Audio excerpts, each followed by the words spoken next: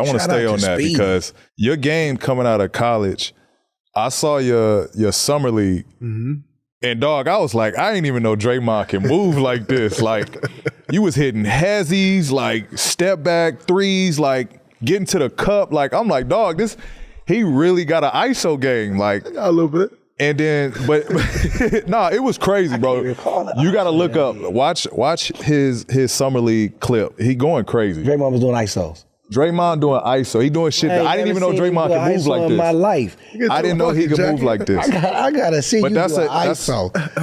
I gotta see this. It's an interesting thing you brought up though, because a lot of guys are talented, but when you're put in that position where you come into the league and you gotta find your niche in order to get on the floor, homie, listen to this as we talking about it, because I went through the same situation when I got to Indiana.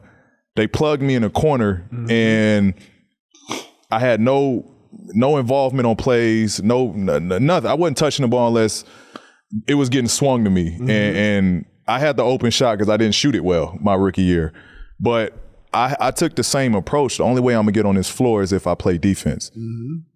For you guys, you being and you having Steph there, you having Clay there, like when did it click that like, oh, we got something special if I lock into this? I'm going to be our toughness. I'm going to be our facilitator.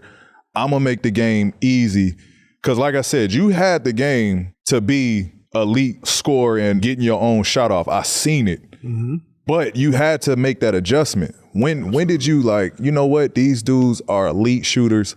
I'm going to do this, and that. You know, one thing, it was very interesting for me. Feast on flavour with Hungry Jack's Premium Grill Masters. Flame grilled to smoky perfection. Thicker, juicier Angus beef. Taste the new pulled pork and Angus Grill Masters. The burgers are better at Hungry Jack's. Well, a very warm welcome to Centre Court at Wimbledon. The conditions perfect. Outrageous. Oh, it's glorious. Wow. What a finish. Summer league, because when I was doing all of that stuff and I had all that, I was coming off the bench. And so I'm like, this is interesting because what I'm going out here and I'm providing and I'm doing and I'm playing at a very high level, coming off the bench. So that's where it started.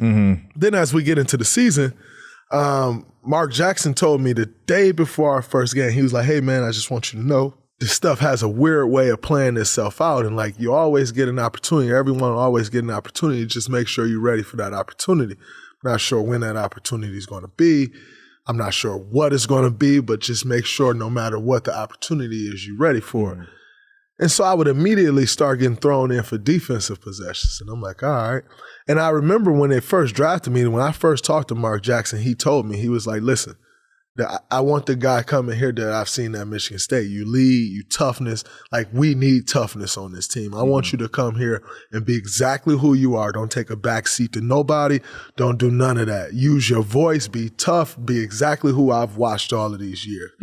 So, like, number one, he gave me confidence. And that was huge. And it'll be funny how confidence is a very funny thing. It gave me confidence to be that. And I'm like, all right, so cool. So then I'm like, I'm just watching Steph and Clay and them play, and like Steph's coming down the court, and I set a drag screen for him, and like what he did off the drag screen, I'm like, that was interesting. Go set another drag. Like, and it got to the point to where I'd be running down the court and like I'll just veer off like I don't know, just veer off crazy. I look crazy out there just running, veering, trying to go set a screen for Steph. But what I found was his ability to play out of a screen and roll opened up. But what it opened up was me in the pocket. And what I found was my playmaking through that. And I quickly realized that David Lee was incredible. David Lee was scoring machine, can score the ball left hand, right hand, all-star, mid-range, off the dribble, you name it. D. Lee was getting to it. And I didn't quite feel like I was as good of a scorer as him. And so I'm like, all right, once David Lee gets hurt, well, I can't come in here trying to score because I can't score as well as David Lee at this point. Right. So if I go in there trying to score, then I'm just a lesser version of what they already have. Right. Smart. So my mindset wasn't to go in there and score. My mindset was go in there and do everything that David doesn't do. Got you. Right? So I'm going to go in there and lock up. D. Lee ain't playing no goddamn defense. I love D. Lee. That's one of my OGs. I love D. Lee. D. Lee ain't playing no defense. I am going to run and screen like nobody's tomorrow. D. Lee gonna set a screen, but D. Lee gonna set that screen to get him open. D. Lee ain't setting that screen to get you open. Yeah. So I'm like, I'm gonna go screen and I'm gonna get these guys involved differently than D. Lee does, because D. Lee is gonna score the ball and he's a hell of a passer.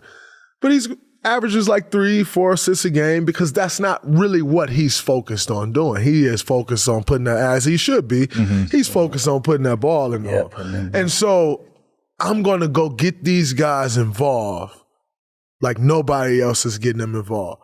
And so that was my mindset, but it was just totally off of trying to do something different than he does. So if I can go do this, they won't compare me to him. They won't hold me to the standard that he's held to as far as scoring the ball every night. Right. And I can just bring my own thing. We start having success. And once we start having success, this is now really into my third year. Steve takes over. And that's when it really opened that up. And once we start having success, I'm like, all right, I need to do more and more and more of this. And then I start having my own personal success. Right. And it all just blossomed. Now I'll take you to another space though. As that continued to blossom, then we have our success, then KD comes. My individual game as far as scoring and shooting suffered. Because then that became so much of what they wanted me to do. The shooting wasn't a priority at all. It's like, and so then I started being called and viewed as a non-shooter, when in fact I shot 37% from three. Like, I remember, shot shit out the ball. Right. And no one was just helping off of me. Right. But then I started being like spoke to and viewed as a non-shooter just because I was doing so much to get those guys involved. Right.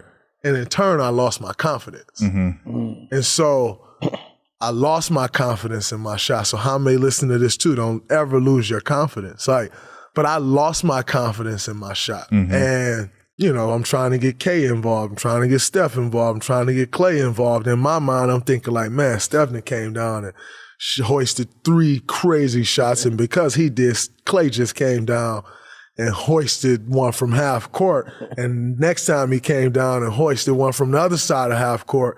And by the way, it's been now 8 possessions that Kevin hasn't touched the ball. So I catch the ball and I may be in a position to shoot it, but I'm like, K ain't touched the ball. I need to get him a look. And just making, that's the point guard in me, just making sure everybody touched the ball. But it really took an impact. It really had an impact on my offensive game, and especially my confidence and my mindset. Because then once it was like, oh, well, those guys are shooting the ball.